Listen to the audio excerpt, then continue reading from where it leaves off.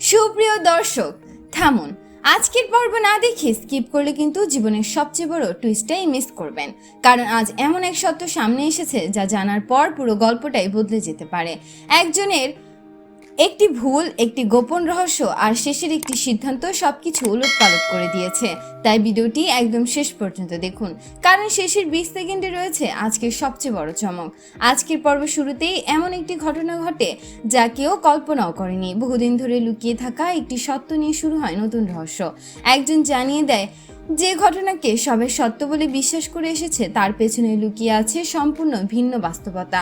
আর এই একটি কথাতেই বদলে যেতে শুরু করে সবার জীবন। অন্যদিকে দুই অসহায় বৃদ্ধকে ভিক্ষুক ভেবে অপমান করা হয়, কিন্তু কয়েক মুহূর্তের মধ্যে জানা যায় তারাই আসলে সেই প্রতিষ্ঠানের সবচেয়ে সম্মানিত মানুষ। সত্য প্রকাশ হতেই অপমানকারীকে চাকরি হারাতে হয়, আর সবাই বুঝে যায় মানুষকে কখনোই বাহ্যিক অবস্থা দেখে বিচার করা উচিত নয়। এদিকে অনিক নিজের ভুলের শাস্তি প্রতিদিনই ভোগ করছে। অনুতাপে ভেঙে পড়ে সে একা একা ঘুরে বেড়াচ্ছে, কিন্তু মেঘলার মন থেকে এখনো অভিমান দূর হয়নি। যতই সে ক্ষমা যাক, অতীতের ক্ষত যেন কিছুতেই মুছে যাচ্ছে না।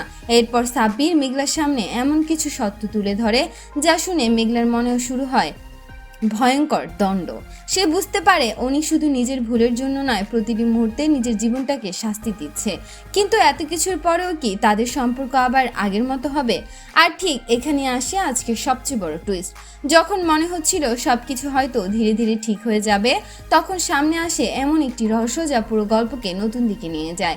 যদি এই গোপন সত্য সত্যি প্রকাশ পায়, তাহলে শুধু একটি পরিবার নয়, অনেক মানুষের জীবন মুহূর্তের মধ্যে বদলে যাবে।